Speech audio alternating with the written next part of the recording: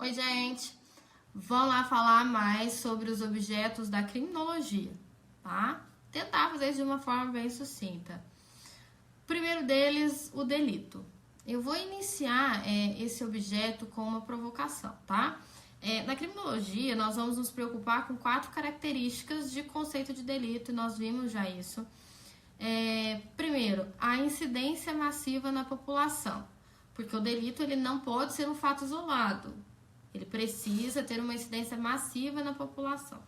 E aí, aqui vale mencionar a crítica de Sérgio Salomão Shecaria à criminalização de um tipo penal específico que nós temos aqui no Brasil, que é o de molestar cetáceo. Gente, em resumo, incomodar baleia, constranger golfinhos, tá? Então, vamos entender essa curiosidade. Caso do golfinho encalhado na praia do Rio de Janeiro. Na década de 80, no Rio de Janeiro, um filhote de golfinho ficou encalhado na areia da praia. E o indivíduo que estava ali em volta desse cetáceo, assim como os demais curiosos, enfiou um palito de sorvete que tinha ali na sua mão na narina do animal. Na sequência, devido à obstrução nasal que foi realizada, causada pelo palito de sorvete, o filhote veio a morrer. Nesse sentido, com esse exemplo, agora a gente consegue refletir sobre a segunda situação, incidência afetiva. O crime é capaz de causar constrangimento ou angústia? O crime é algo necessariamente ruim, constrangedor a uma pessoa individualmente considerada ou a um número determinado de pessoas? É claro que em maior ou em menor grau. Será que isso seria possível? Em uma pessoa só ou em várias pessoas, em número determinado? Quando temos um crime como o de pesca irregular, nós temos uma violação de um bem jurídico que é de uma pessoa individualmente considerada? Não, né? O ecossistema, sua manutenção e o equilíbrio que são violados.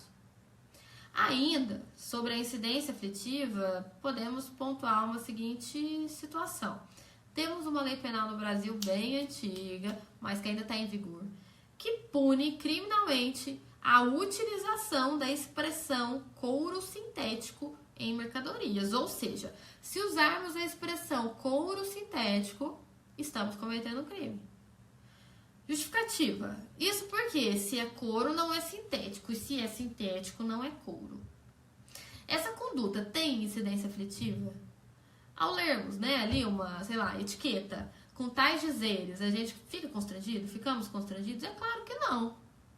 Então, temos aqui mais uma prova de que num viés criminológico, esta conduta não poderia ser considerada como um delito para a criminologia. Gente, nem menos, nem tão pouco para o direito penal, tá? E a terceira situação, são 4, Terceira situação, persistência no espaço temporal. Então, além de ter incidência massiva na população, ter incidência aflitiva. A conduta considerada criminosa deve acontecer com uma certa regularidade no espaço e no tempo para que possa, de fato, ser mantida nesse conceito de delito. Atenção, hein?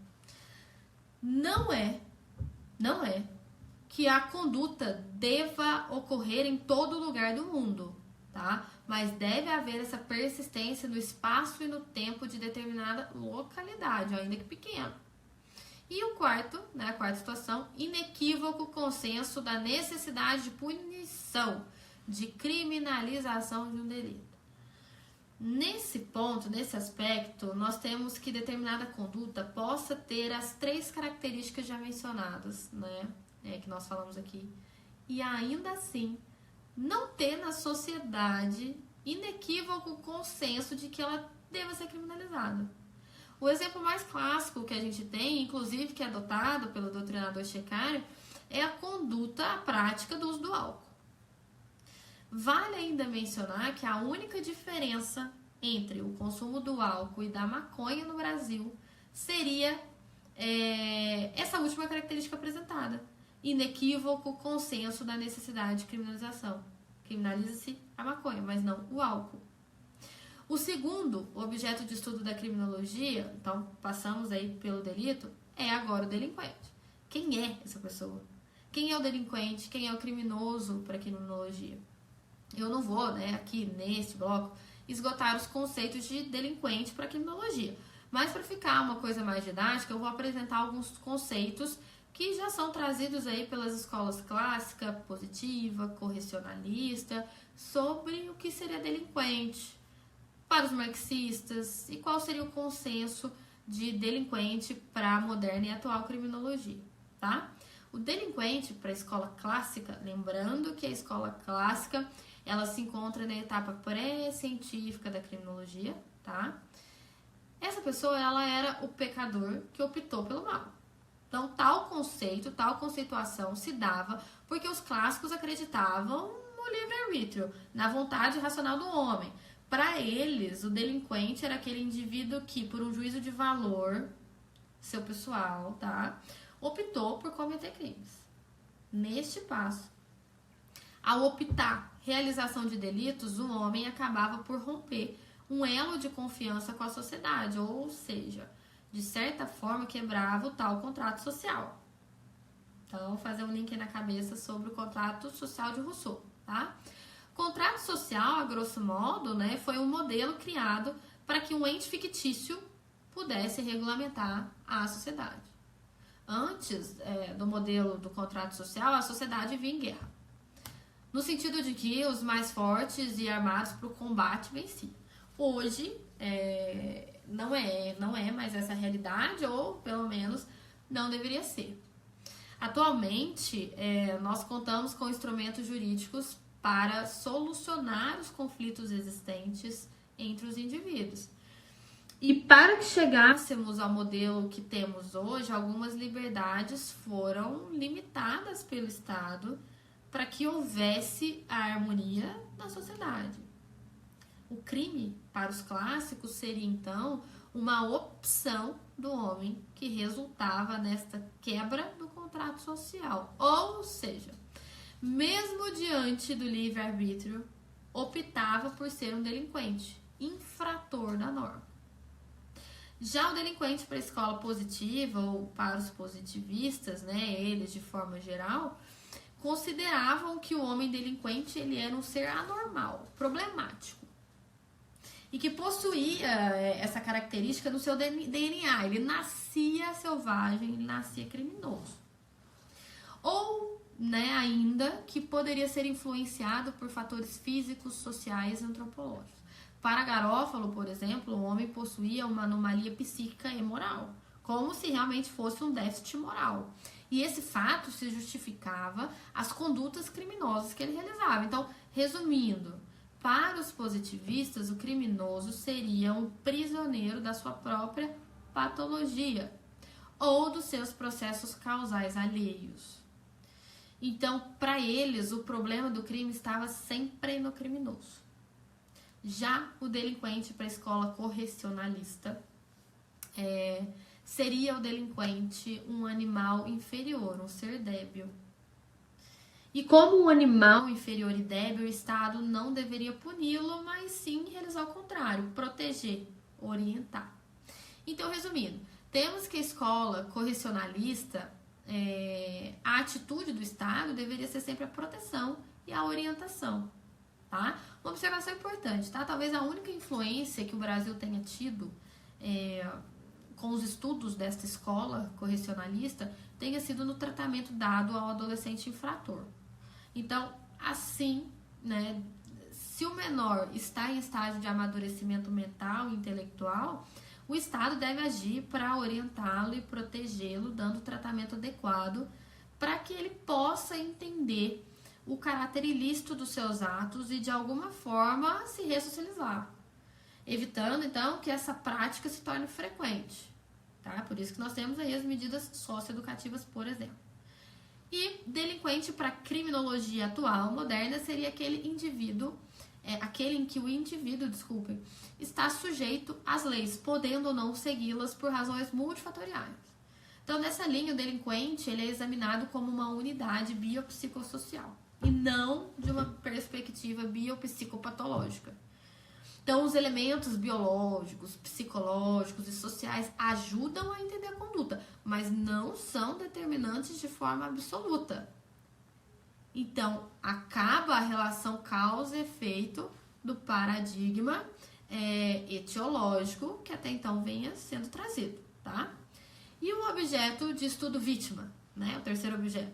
Quando falamos em vítima na criminologia, 2 principais assuntos costumam ser mencionados e debatidos. O primeiro seria o período histórico, ou melhor, os períodos históricos, análise de importância da vítima em toda a nossa história. E segundo, tipos de vitimização. Vitimização primária, secundária e terciária, que muito vem sendo falado atualmente, o tal da revitimização. Historicamente, a figura da vítima, ela observou 3 fases bem delineadas. A primeira, protagonismo, chamado de Idade do Ouro.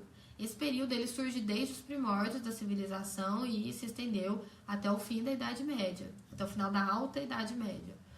No protagonismo, a vítima ela atuava como detentora do poder punitivo, ela reinava, era autotutela, era vingança privada, a lei estelião, olho por olho, dente por dente. O segundo momento é da neutralização, também chamada de esquecimento. No final da Alta Idade Média, a vítima ela foi de certa forma neutralizada, ela caiu no esquecimento. O Estado ele passa a tomar para si o monopólio da punição. Então, o Estado não se preocupa mais com a vítima. A única relação que passou a existir, então, foi entre o Estado, aquele que pune, e o infrator, aquele que era punido. Então, não mais importava nesse momento histórico se a vítima ficou ou não ficou traumatizada, se teve ou não seus bens restituídos, né, e etc. E exatamente nesse período, institutos importantes como a legítima defesa, excludente de licitude, foram esquecidos pelas legislações, tá? E observação, eles foram esquecidos de forma proposital. E a última etapa é o do redescobrimento, também chamado de revalorização. Somente após as ideias do liberalismo moderno, com ênfase no pós-guerra, é que tivemos o atual momento da vítima que chamamos de redescobrimento ou revalorização. A visão sobre a pessoa da vítima ela passou a ter contornos mais humanos. Então, o Estado passou a se preocupar com ela, com os seus sentimentos. Então, é exatamente nesse momento que tivemos a criação da chamada vitimologia, que para muitos doutrinadores tem autonomia de ciência. Não é unanimidade, alguns defendem essa tese e outros não, tá? O Brasil tem exemplos clássicos legislativos dessa preocupação com a vítima, tá? Temos, por exemplo, a Lei 9807/99, que é a Lei de Proteção à Vítima e Testemunhas, que são ali eventualmente ameaçadas. A Lei 9.099/95, que é a Lei do Juizado Especial, né? Temos no mesmo sentido a Justiça Restaurativa, a mediação, enfim, né? Todos esses instrumentos que tentam evitar uma judicialização, tá? Então, beleza. Tipos de vitimização. Seria, então, sofrimento de fato suportado pela vítima em razão de um evento traumático. Para a criminologia, para o crime. Então, quando falarmos em vitimização, devemos entender como sendo sofrimento causado à vítima em decorrência de um eventual delito, de um eventual crime. A vitimização, por sua vez, apresenta-se das seguintes formas, tá? Primeiro, vitimização primária, que é o sofrimento suportado pela vítima em razão dos efeitos diretos e indiretos da conduta criminal. Então, cuidado, né? Na vitimização primária, temos os efeitos da conduta criminal, mas são os efeitos diretos e indiretos que possuem relação com a conduta e a ação do criminoso. Exemplo, vítima de roubo, efeito direto, subtração do patrimônio. Indireto, trauma pela violência. Tá. Vitimização secundária, sofrimento suportado pela vítima em razão da burocratização estatal. Aquele sofrimento suportado perante as fases do inquérito e do processo, por exemplo. Então, mais um exemplo. A vítima de crime sexual que optou por denunciar os fatos e acionar a polícia. O que ela faz? Conta todos os fatos inicialmente ao membro da polícia que atendeu a ocorrência, dá informações à equipe de apoio, dá informações ao delegado, presta declarações que são reduzidas a termo, se submete a exame de corpo de delito. Então, nós temos aqui essa vitimização secundária. Já a vitimização terciária é o sofrimento suportado pela vítima em razão da omissão estatal e principalmente da estigmatização pela sociedade. Por exemplo, certamente a vítima de crimes sexuais ela não vai ter um tratamento adequado, social, psicológico, após o ocorrido. Assim como também não vai ter tanto amparo assim da sociedade. E por fim, tá? Para a gente poder fechar, temos como objeto o controle social. O controle social é também um dos caracteres do objeto criminológico, constituindo-se em um conjunto de mecanismos e sanções sociais que buscam submeter os indivíduos às normas de convivência social. Há dois sistemas de controle que coexistem na nossa sociedade. O controle social e informal, exemplo, família, escola, religião, profissão, clubes, com nítida visão preventiva e educacional. E temos também o controle social formal, polícia, Ministério Público, Forças Armadas, a Justiça, que é mais rigoroso que o informal e de conotação político-criminal. Como controle social, temos que as instituições que regulam e moldam nossos comportamentos desde a nossa infância. Então, como exemplo dessas instituições, temos a família, a escola, a igreja, o trabalho. Esse controle social, que é alheio ao Estado, né, do ponto de vista coercitivo, é o que nós chamamos, então, de controle social informal. Quando as instituições desse controle social informal não são suficientes para frear, para impedir o comportamento delitivo, entram em ação as instâncias de controle social formal. Polícia, Ministério Público, Judiciário, estabelecimentos prisionais, etc. Cuidado, tá? Quando nós formos estudar as teorias de conflito, nós vamos analisar a teoria do labeling approach, também conhecida como teoria do etiquetamento. O controle social para essa teoria é constitutivo e definitorial da criminalidade, agindo com discriminação, com seletividade, com desigualdade. Para essa teoria do etiquetamento, por exemplo, resumindo aqui, para a gente poder causar essa crítica já, o Estado, a política, o Ministério Público, o Judiciário, o sistema prisional, eles não agem em respeito estrito às leis. Ou seja, criminalizando todos os indivíduos que porventura venham ser transgressores. Para eles, os adeptos dessa teoria do etiquetamento, as agências de controle, que a gente acabou de falar, escolhem quem elas querem criminalizar. Então, nessa toada, temos que, para a teoria do etiquetamento, que o policial, por exemplo, quando está numa ronda noturna, escolhe quem é que ele vai abordar. Escolhe o carro que ele vai parar na blitz. A autoridade policial, dentre os milhares de procedimentos investigativos, escolhe qual irá investigar. O Ministério Público escolhe quem irá denunciar. O juiz escolhe quem irá condenar. O legislador, na criminalização primária, de acordo com o Zaffaroni, veremos mais pra frente, escolhe quais os tipos de condutas irá criminalizar. O próprio legislador faz isso. Com isso, eles alegam e defendem a existência de uma estigmatização desde a criminalização primária, quando do estabelecimento de forma abstrata do tipo penal do crime no Código Penal, até a criminalização secundária, ou seja, a efetiva aplicação da lei. Então, resumindo, para a teoria do etiquetamento, o labeling approach, somente algumas pessoas entram na portinha da criminalização. Embora, lógico, a conduta praticada esteja tipificada como crime e deveria abranger a todos, tá? Então, fechamos esse bloco falando sobre os objetos de estudo da criminologia e no próximo bloco debateremos mais sobre esta importante matéria. Até já!